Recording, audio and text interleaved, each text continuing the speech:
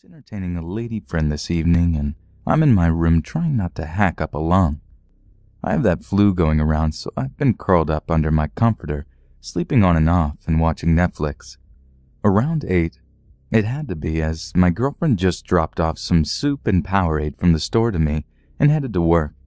She's a deputy for the next town over's police department, so she just leaves and I'm back in bed, dog next to me perusing my choices on Netflix, when I hear our gate open. Now the dog hears it too. She's a cattle dog, so she's very protective over her turf and me, so she's growling.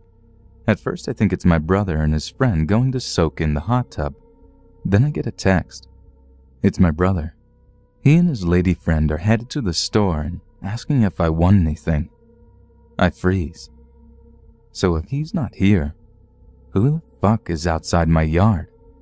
I grab my rifle. It's not loaded, so I load it while the dog's making a racket. My windows open a smidge and I approach it. The way my windows are that they're windows. There's a ladder that leads to the yard on both windows and 2 grates that open. I shout out, "Who the fuck's there?" No answer, just giggling. So I say fuck this and dial 911. In the midst of doing this, the grate swings open and a stringy hair blonde chick starts coming down the ladder. She sees me, rifle in hand, and bangs on the window while I'm telling dispatch what's going on, and they tell me a unit's on the way. This chick's going on about zenith and vibrations, and the aliens told her and her best friend I have drugs. I tell her and her friend to get the fuck out. I hear the male yell cops, and her skinny ass books it. So I run upstairs, my dog hot on my heel. I open the back door and my dog runs out after them. Both of them hop over my yard to my neighbor's. I hear the cops coming into my yard. I let them know I have a gun and set it on the grass. I point to my neighbor's wall and one cop lifts himself over, but they've already escaped. I let them know what happened and they're pretty sure they know this particular duo. By this time my brother's home, so I fill him and his girlfriend in. Cops tell us to keep the windows and doors locked, and if they come back, to call them again. Now I'm back in my room, too fucking keyed up to sleep. Rifle in hand. Hopefully I don't see those fucking druggies again.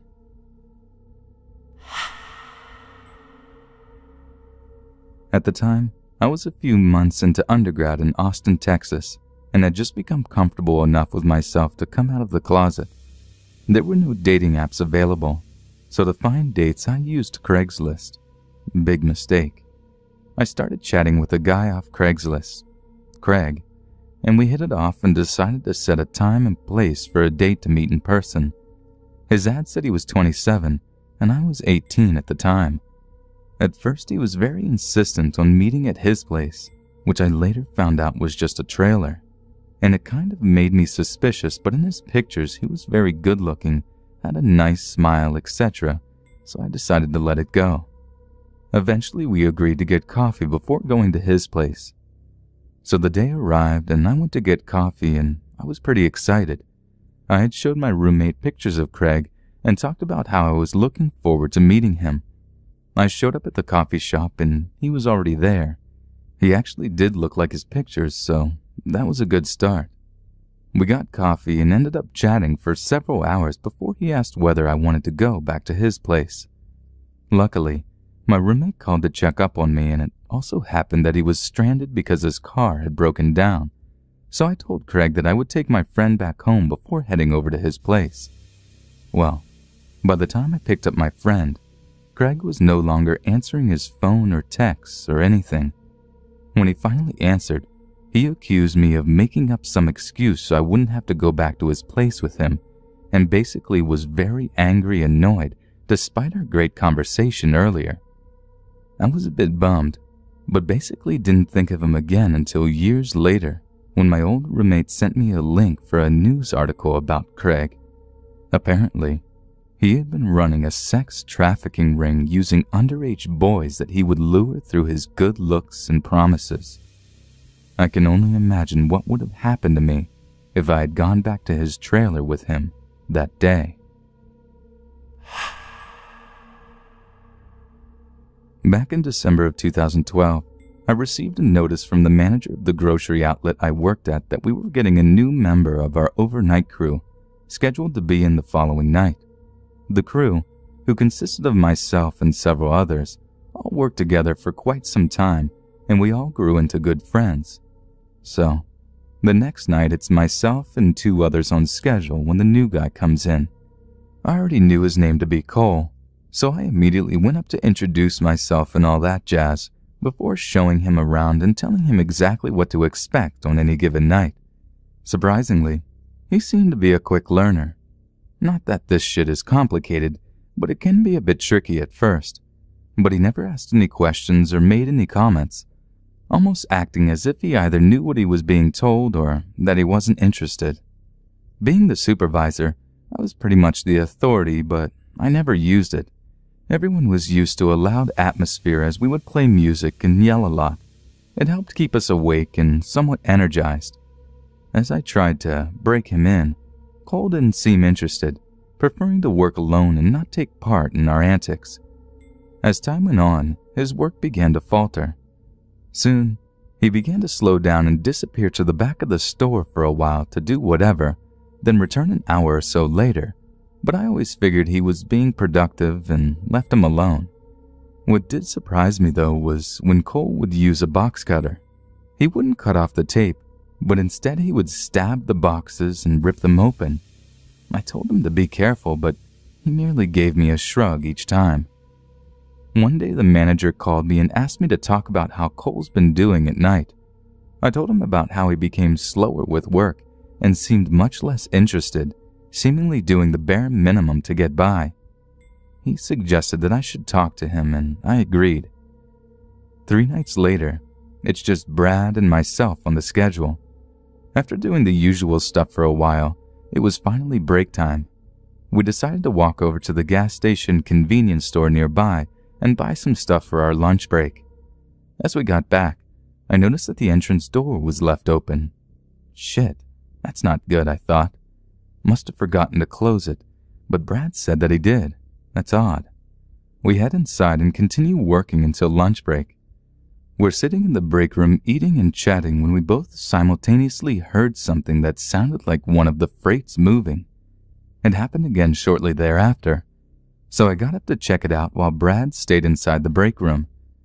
I got out to the sales floor and noticed that one of the freights had moved a few feet away from where I left it originally. Also, some merchandise had fallen off and was lying on the ground. I began to put the stuff back on the freight when I heard Brad yell my name. Completely used to yelling, I casually walked back towards the break room to meet up with Brad. He pointed towards the emergency exit and said that someone had just walked out, but the alarm didn't go off. I jogged up to it and peered outside and saw nothing. At first I thought this was a joke. I laughed it off and told him to stop fucking with me, but he insisted. I went out of the emergency door and walked around the store, but didn't see anybody. I came back in through the front entrance and met up with Brad once again near the break room.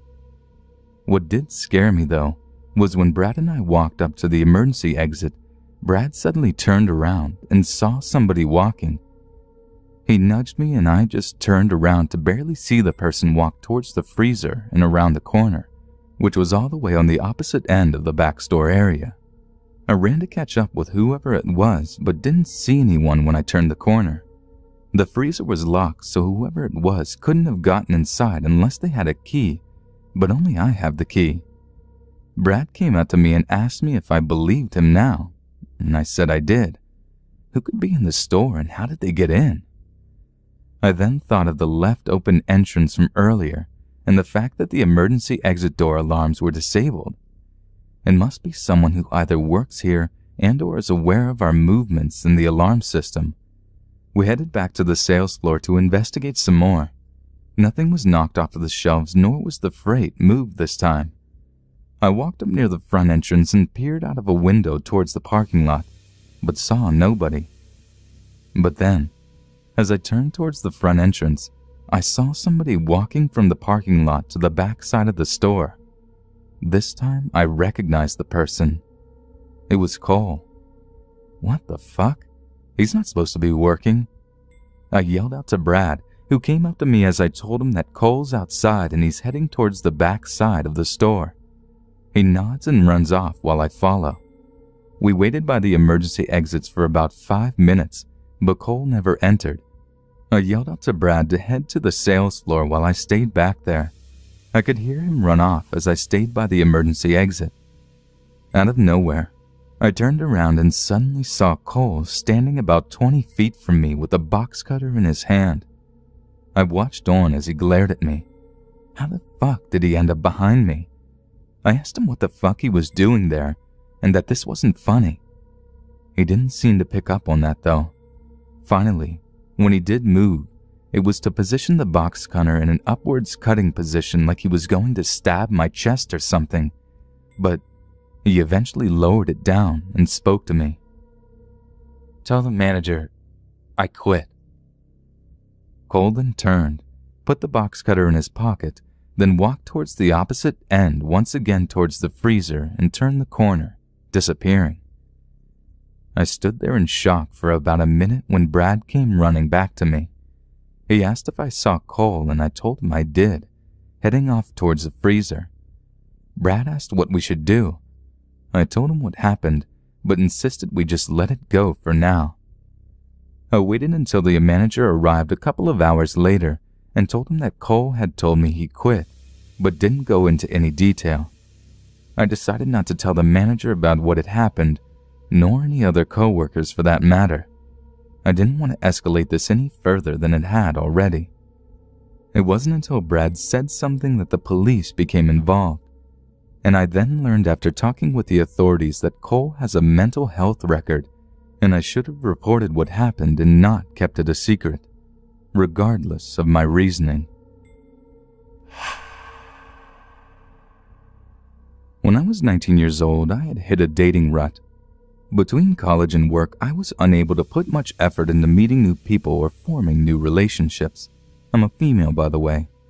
My best friend at the time had just recently married, and with no dating life for herself anymore, she decided that helping me find the right guy would be the next best thing. I honestly wasn't even that interested in dating at the time. I just wanted to finish my basics and transfer to a large university. But she insisted I give it a chance, and she asked if it was alright to give this guy she knows my phone number. I'm wary and refuse at first until she starts begging. She pleads about how handsome this guy is and how he's 25 and has a stable life. She tells me about the well-paying job he has, about the house he built himself, about the ranch and his horses he owns. She glorifies him as this sensitive, caring, attractive, put-together guy. But I know no one is that perfect. So I ask, "Alright, what's the catch?" She replies, "He only has one leg." Now that in and of itself is not a problem until she says, "He accidentally shot himself in the leg and it had to be amputated." I look at her like she's just said the dumbest thing I have ever heard in my life. I explain that I don't think I want to date someone who mishandles a gun so badly they shoot their own leg off. But after all her begging and pleading, I cave and me and him begin chatting. I can't quite remember his name, so let's just call him Steve. The first couple of days of us texting was pretty okay. He was charming, funny, and it was easy to keep a conversation going between us. He had a slight arrogant tone and bragged a bit, but I excused it. I mean, if I had my own house and a high-paying job at 25, I think I would be a little smug too. He had made a few comments that sent up a warning flag, like how when we discussed meeting in person, he talked about wanting to wait for a while before we meet, and that before we meet, he would like to see me in public. But like, me not seeing him in public, he wanted me to go to a public place where he could then observe me with me not realizing he's there. Now that's some creepy shit. I told myself I was looking too deep into it and to give this guy a chance. But on the third day, more specifically at night, he suddenly decided things weren't moving fast enough. He began asking inappropriate questions, like what my sexual experience was, what my deepest, darkest hidden kinks were, had I ever masturbated, etc. I expressed my discomfort with this due to us only knowing each other for 3 days. He backed off and apologized and began a guilt trip on me that, at the time, I didn't really notice. He said manipulative things like, "I didn't mean anything by it, I just want you to trust me," and "I don't want our relationship to be a normal relationship, I want us to be open with one another," and "I just want to be the only person that you trust your fears with." Another day and night of this, and I, very stupidly, told him one of the deepest, darkest kinks that I have never and will never tell anyone about. I won't even name what it is in this story. He immediately sympathizes with me and assures me that he feels the same while wanting me to go into further detail. I immediately feel regret and try to change the topic. He keeps trying to bring it up again, and I explain that I'm not comfortable and that I don't think I should have told him those things because it was too soon. I explained that I wanted to take it slow. He agrees and we change topics. We started talking about his home and his ranch, and I asked him to send pictures of his house because he built it himself. He immediately starts sending me photo after photo of his home and ranch and all of his horses. For a while it's no text, just pictures being sent one after the other. Picture of a house, of a yard, horse, huge erect dick, fence. I immediately interrupt him with "What the fuck?" He asks if I liked it, to which I reply with a big fat no. I try to explain how inappropriate that is and try to understand why he thought it was okay to send that when it had nothing to do with what we were talking about. He gets irritated and says, "Damn, just chill. Stop freaking out. It wasn't even my dick." Excuse me? It wasn't your dick? Then whose dick was it? I proceed to blow up and we get into a fight. I contact the friend who set us up and explain what has happened. She tells me that Steve has also contacted her and that he was calling me a bitch and saying that I was a psycho. Me and my friend agree to just ignore him and end the conversation. This completely infuriates him. He begins threatening not just me, but my friend too, saying he's going to kill us and our families and that we would be sorry and all that bullshit. We just ignored until he literally recites our fucking home addresses to us. We pay attention after that. Now, I never told him which city I lived in or anything like that. I asked my friend how exactly she knew him, and she said that she kind of lied and didn't really know him that well. She used to work at an FYE at the local mall, and apparently this psycho was a customer who stopped there, and one day she just randomly asked if he was single and if he might be interested in me. I proceed to lose my shit. She didn't even know the guy. The guy shouldn't even know our last names, and here he is, now telling us the names of our parents and our siblings and our telephone numbers. We immediately take screenshots of everything he's saying and inform him that if he doesn't stop, then we're involving the police. He, of course, continues with his threats. My friend's mom is the secretary of a lawyer, so after reporting Steve to the authorities and blocking him, we took the situation to my friend's mom, and she took care of it. I don't have the exact details, but we never heard from him again. Reading this might not seem too scary to you. Retelling it now makes it seem quite hilarious. But when a stranger is reciting your own address to you and threatening your well-being, it can be pretty dang terrifying. A few days later, I came to the realization that I should have known the dick pic wasn't a pic of his own dick because the guy in the picture has 2 legs. So, one-legged Steve who has pics of other dudes' dicks, let's not meet. I have a restraining order. We have an iMessage group chat going of about 7 friends and myself. One of our friends, Kay, is kind of the annoying little sister type and gets on all of our nerves, but we tolerate her. Kay sends us a screenshot of a conversation with her younger cousin, who is either a senior in high school or a freshman in college. He tells her that he is on Tumblr and that a photo of Kay showed up on his feed. He proceeded to reblog and show her. Kay is confused because the photo is a random selfie from her Instagram, which she rarely uses and has set to private. In addition, neither she nor any of the people in the group chat even use Tumblr. She asks her cousin for a link to the site. Upon skimming the website, we find, to our horror, that the Tumblr is brimming with photographs of all 5 girls in the group chat. Individual posts with personalized captions of photos taken from our respective Instagrams, most of which are private. The further back we viewed the page, the creepier it got, because it seemed like the page was targeting one particular girl in our group, Q. 90% of the photos the individual posted were just of Q, mostly taken from her Instagram. There were love poems dedicated to her, sentimental captions accompanying some photos such as Q and her loving parents, and even some photos that were obtained from her Facebook account, despite all settings being set to private. The owner of the Tumblr seems to be an adult male from a country different to where we live, who occasionally posted things that were more personal to him, such as a photo of an ice skating rink in his childhood neighborhood, or a YouTube link to a homemade footage from like 8 years ago that he helped produce. The owner of the account doesn't seem to be the same person as the owner of the Tumblr. Through my own investigation, the person does seem to be real, though the primary purpose of that site looked like a shrine of sorts dedicated to Q. There were in fact other posts, such as lyrics to random old songs by obscure artists which hinted at the owner's age.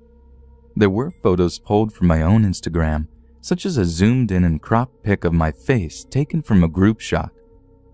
The most horrifying part was one of the older photos he had posted. This photo was not just one of Q's pulled from her social media. It was a photograph of 2 real framed photos in the person's home of Q. The caption for that photo indicated that the stalker had been dedicated to her since 2012. 2012. We just came across this Tumblr here in 2017. Needless to say, we were all thoroughly stunned and frightened, and we have no idea what to do. Q proceeded to send an angry message to the owner via some link on their page, and just like that, the page was deleted. We have no more leads, although I've been doing my own research on trying to find out the identity of the person. I'm not even sure what we can do from here, seeing how we no longer have evidence except for screenshots of the site that we took, as well as a Wayback Archive link of the site. Any advice would be appreciated. This literally just happened to me, and now I'm sitting in my apartment, all the blinds drawn and the doors locked. I live in a city and I work 3rd shift, so needless to say I've seen some weird shit at night. Due to my schedule, even when I'm off, I'm up the whole night. That being said, I was in the military and I've worked in security forever, so even though I'm pretty skinny, 5'7" and a female, I rarely get nervous being out and about at night.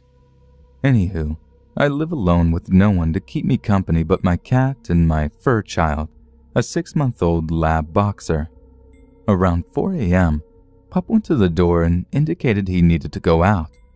Now, him signaling that he needs to go pee is kind of a new thing, so I jumped at the chance to take him outside. So I bundled myself up, hooked the puppy up to the leash, and out we go. To get to the stretch of land where the dogs are allowed to use the restroom, you have to walk past one other apartment complex and up a hill. It's late, so it's dark, but the apartment parking lot, which runs alongside it, is well lit, so I've never felt nervous or that it was too dark. Pup starts to sniff around and I light up a cigarette and watched with what was probably a disproportionate sense of victory as my dog pees outside. Suddenly, Pup stops midstream. His entire body went still in a way I've only ever seen concerning squirrels. His ears perk up, his tail is straight up, and then slowly, his ears started to pin back, his tail quivered, and a low, angry-sounding growl I've never heard my pup make starts. At the same moment, I felt the hair on the back of my neck stand up. Some long-buried instinct flared up, and I became instantly wary. I turned and put my back to the brick of the nearest apartment building and scanned the parking lot. nothing. Nobody out walking their dogs, no one out throwing trash away or walking to their car, no one on their balcony. Pup's growling started to get louder and louder, and he actually started to lower his head. At this point, I'd gone completely still, and my reaction to his discomfort was so severe that I'd fallen back on old habits and curled the palm of my hand to hide the cherry of my cigarette so it wasn't giving off as much light. This is pointless, by the way, as I was out in a seafoam green North Face and brown Uggs that stand out like a beacon in the darkness, never mind the fact that I was standing underneath a light. At this point, I had pretty much decided to nope the fuck out and head back to my apartment because I trust my dog's judgment of the situation. I started shuffling towards the walkway that would lead me back down to my entryway, hesitant to even turn my back to the area despite the fact I couldn't see anymore. To my surprise, Pop started following me without any complaints. Normally he would fight tooth and nail to avoid going back inside. I didn't want to turn my back to the lot, but I also didn't want to just stumble backwards down the hill. Finally, I decided fuck it, and just swung around and walked briskly back to my apartment. As I was going up the outside stairs, my dog paused at the top landing just before I reached it, staring behind me. I punched the code to get into my building before turning around, holding the door open, and standing at the top of the hill is a guy. No, I've never seen this guy before, but what the hell, I don't know everyone in the complex. But he was just standing there watching me from the path I just walked, and I had no idea where the hell he came from. Pup was still growling, so I moved back, pulling him inside. I made sure the door was shut and locked, then ran up 3 flights of stairs to my floor. I paused at the top where there was a big window, and the guy had moved further down the hill and was just standing there, watching me. I backed up and passed the fire door, but I still didn't feel safe even with it closed and me finally removed from the guy's sight. I ran back to my apartment and locked the door. I called my apartment's 24/7 helpline, but despite the fact that it's called a 24/7 helpline, no one was there. So, I'm eating cookies with a huge-ass Bowie knife, watching Rocko's Modern Life. I always watch cartoons when freaked out, and my poor pup probably still needs to pee. I have no idea if I'm ever going to take him out late at night again. I work at an outdoor mall in a great neighborhood. You'd assume that it's safe as hell to be here, but then again, you just can't be sure anymore. There are creepy people everywhere, and I just can't help shake the feeling that this isn't my last encounter with this man. I'm 19 years old, and I work at a kiosk that sells all kinds of wonky jewelry. It's usually teens, young adults, and occasionally some older adults that shop with us. Every once in a while, this man comes up to the kiosk, easily recognizable. Same leather jacket, crinkled corners of his eyes, one front tooth shorter than the other, same slouched way of walking.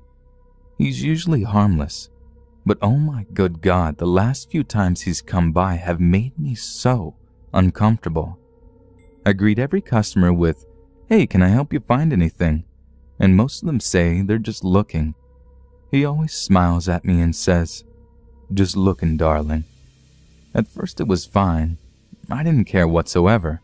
He seemed like a harmless 50 or so years old man. He always spent a very long time looking at the display and never bought anything. Most of the time I'm working the night shift. At the kiosk, while I'm surrounded by other shoppers and other kiosk workers, mine is kind of all by itself in between 2 empty ones in the back. The mall sales have been going downhill the last few years, and I'm usually left alone, minus the friendly security woman that stops and chats with me on her rounds. She comes by every 30 minutes or so, and she's one of the few friends I have at work. The only stores in my view are a Reebok and a Macy's. A few nights ago, I was sitting at my kiosk, bored out of my mind, and the security lady had already continued on her way. I had scrolled through Reddit already and was getting ready to open up Netflix and continue watching Terrace House when I hear footsteps coming up. I look up to see the creepy man staring at me, but not actually at the kiosk yet. I wave at him, and he gives a little smile, but one that sends chills down my spine. A customer walks up and I immediately jump at the chance to help them, trying to shake the creepy feeling I had. After I checked out the customer and written down the receipt, I glanced up to see the man still staring at me. Before I could say anything, he started walking over, taking my eye contact as permission to come join me. "Evening, darling," he said, doing an almost bow. "Good evening," I told him. He proceeded to do his usual checking the display, not buying anything movements. Instead of walking around the cart, he stayed by the register where I was, walked behind my chair to check the sides, but never went where he couldn't see me. Then he started asking questions, like we were longtime friends or something. "So, darling, do you have a boyfriend?" I kinda guffawed at that, because I'd been single for over a year now. I told him no, I didn't have a boyfriend, but there was a checkout girl I found pretty damn cute at my local grocery store. "I see," he said. "Do you have any plans after work?" he asked me. I was getting uneasy at this point, but I told him yes, I was going to a party. "You gonna hook up with any boys?" he asked. My jaw dropped. Whether or not I was hooking up with any boys was in no way any of his business, but I just told him no. He smiled a little and said, "Good. You're too pretty for them little boys anyways." He faced me again and came up to hug me. Until this point, I hadn't realized my heart rate increasing, and it only became apparent after I found it harder to breathe. Before he could actually do so, Linda, the security woman, walked up and glared at him. "Sir, if you're not going to be buying anything from this young woman, I would suggest you go loiter somewhere else." He stiffened at the sound of Linda's voice. She's a very intimidating woman, and he left. "You all right, honey?" she asked me. I shrugged. "He's always here," I told her. She shook her head. "Let me and Russ walk you to your car after work today, okay?"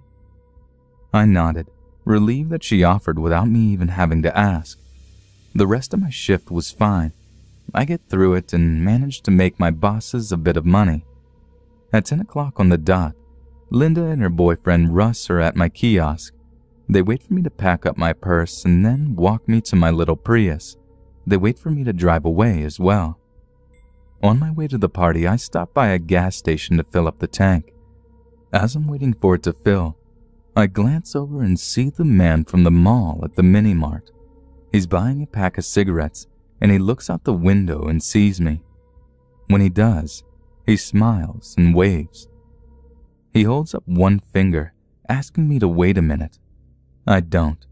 I yank out the fuel hose and jump in my car, booking it out of there.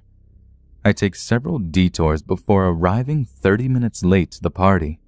I had to make sure I would lose him before showing up there. It's been a few nights since that happened, and the only reason I'm submitting this now is because I'm actually working the morning shift, and I just saw him walk out of the Macy's across from me. Linda has someone biking around this half of the mall, so he won't come near me today. Back in 1989 to 1990, I worked for a large drugstore chain. I was about 19 years old and female.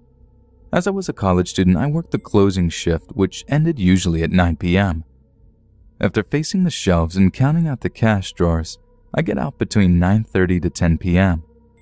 My home at college was about a 25-minute drive, so I would drive this rather desolate highway home.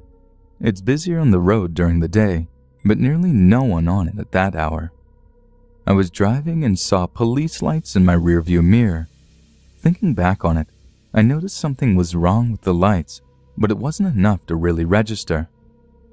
I pulled over, but that little voice that keeps you safe was telling me to proceed with caution. I rolled down my window about 3 inches and waited. The cop approached me, and I was still racking my brain with what I could have done wrong. probably speeding. The cop walks up to my car, but kind of angles himself, so I had to really turn around in my seat to see him. He was mid-30s, clean cut and wearing a uniform. He asked me to roll down my window further, and I did, another inch. Something about him just was wrong. So wrong. I couldn't put my finger on it, but when he tried to open my door, I knew it was wrong. I kept asking him why he pulled me over, and he said I needed to step out of the car. I told him I would, but he needed to call backup. He said I needed to listen to him. I told him again that I would, but I wanted someone else there and that I was uncomfortable. He started pulling my door handle harder. I don't know what that was going to accomplish, and he started beating on my window. I was scared for my life, especially because I didn't know if this was a real cop or an imposter. He started screaming for me to get out of the car now. He tried reaching through the window to grab me, any part of me. As he kept hitting my window, I'm screaming and crying, and had always been such a rule follower that I didn't know what to do. Finally, I gathered all my courage and gunned my car. Back then I drove an older Mustang, so that thing took off like crazy. I'm pretty sure I ran over his foot in the process. No regrets. Once I got back to my dorm, I told my boyfriend what happened. I was afraid to call the police, because I was sure they were going to arrest me. He called them. They came out to the dorm and took a report. From what I remember, I wasn't the first young woman that this had happened to. And yes, it was a fake cop. I'm so grateful I listened to that little voice that told me not to roll my window down and told me to take off. It was only years later that I realized this guy almost certainly had to follow me from when I got off of work. How else would he know that the car had a young female occupant? From what I understand, they never caught him. I just hope he walks with a limp and rethinks targeting young women on empty highways. This happened to me when I was around 5 to 8 years old. It started when my mom's mother died. My grandma had a husband, my mom's stepfather, who she married later in life. My mom didn't know him well, but thought he was an okay guy. But over time, my grandparents' relationship soured. My grandma complained that they fought all the time. There wasn't any signs that the relationship was actually abusive, although in retrospect maybe it was. Anyway, my grandma died suddenly, and my mom and I went to stay with my step-grandfather for a while so we could sort through my grandma's stuff. She had hoarding tendencies, and help him with all the shit you have to take care of after death. But my mom started to notice some things didn't add up. My grandma had been healthy and active, and she just suddenly stopped breathing in her sleep. Okay, it happens, I guess. But why was my step-grandfather so cheerful? And why did he have an expensive vacation planned next month, booked before her death, with no ticket for my grandma, when they always vacationed together before? And in a house full of disorganized clutter, isn't it convenient that he had already had all the relevant insurance, will, legal documents, and information already gathered neatly in a folder, which my mother was prevented from looking at? Just lots of little things that made my mom wonder. It seemed like he had prepared for a death no one else saw coming. So she started asking questions, and that's when we started getting stomach aches. They happened regularly after meals and got worse towards the end of each day. Previously, my mom and step-grandfather had alternated cooking, but he started insisting that he'd take care of all the cooking, to the point where he was aggressive about it. Being so young, my memory of all this is quite foggy, a mixture of my true memories and what my mom has told me. But I do have some clear memories, and one is this. My mom sat me down at the table, then walked over to the counter where he was finishing the meal, unaware of her approaching. When she reached out to grab a finished dish and set it on the table, he noticed at the last minute and screamed at her, "Hey, leave that alone! I've got it!" and snatched it away from her. She watched him carefully after that, and noticed that he always seemed to fiddle with two of the dishes right before serving them, always to me and my mother. She was getting scared now, so early one morning she snuck a look at that folder of insurance and legal documents I mentioned earlier. The details are too personal to go into, but suffice it to what she saw there convinced her. She believes, and I do too, that my step-grandfather, tired of being married to someone he hated and not wanting to lose his assets in a divorce, smothered my grandmother to death in her sleep. When we came around and started asking questions, he poisoned us, either to kill us to cover up the murder or to make us sick enough that we'd want to go home to recover. I think the latter is more likely, but I was a small kid and I was getting very sick, and it would have been easy to overdose me even if he didn't intend to. My mom woke me and we immediately fled. The stomach ache stopped. A few weeks later, we broke the lease on our apartment and moved somewhere he would never find us, just in case. We never spoke to him again. I asked my mom years later why she didn't go to the police, and she said she didn't know. She was still reeling from the death of her mother and was panicked, and did what felt right at the time. My mother was 13, and this would have been mid to late 1960s. She's the second oldest of 7 children. Her drunk wife-beating dad had just left them all and promptly remarried and started a new family within months. Thus, my grandmother and my older aunt, 15 years old, were both working to make ends meet for such a huge family, and my mom was left to babysit all the younger kids on her own almost every night of the week. They are in the main bedroom playing games and talking. One bed is pushed against the wall at almost the same level as a large window. This was a very rural area, and the only thing outside that side of the house was a patch of woods with a cow field on the other side, so they often left the blinds open. Mom is sitting on the bed with her siblings, not really paying attention to the darkness outside. At one point, my Uncle Robbie, about 5 at the time, goes to the bathroom, and when he was walking back into the room is when he starts screaming at the top of his lungs, pointing over my mother's shoulder at the window. No words, just a long scream before taking a breath and screaming again. Mom looks over, and less than the width of a bed from her, a guy is against the glass and grinning like only a true nutjob can. She said it looked like it would hurt to smile that hard. He had one hand against the window and the other in his pants with a jerking motion. Yeah, really classy. Mom wasn't having any of it. She told her next oldest sister to get the baby out of the crib and to get against the door as she slid off the bed, never breaking eye contact with him as she bent over to the floor and pulled the shotgun out from under the bed. The guy didn't seem to understand what he was seeing at first and still stood there, so she fired a slug right into the wall under the window. The guy lit out of there tripping over himself.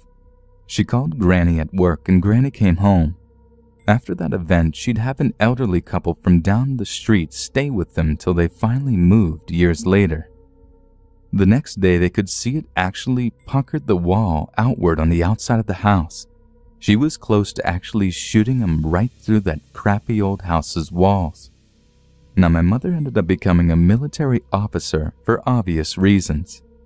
Now, the only good thing my grandfather did was make sure his kids over the age of 8 knew how to work a gun against bad men without being afraid of it. And it may have just saved all of their lives.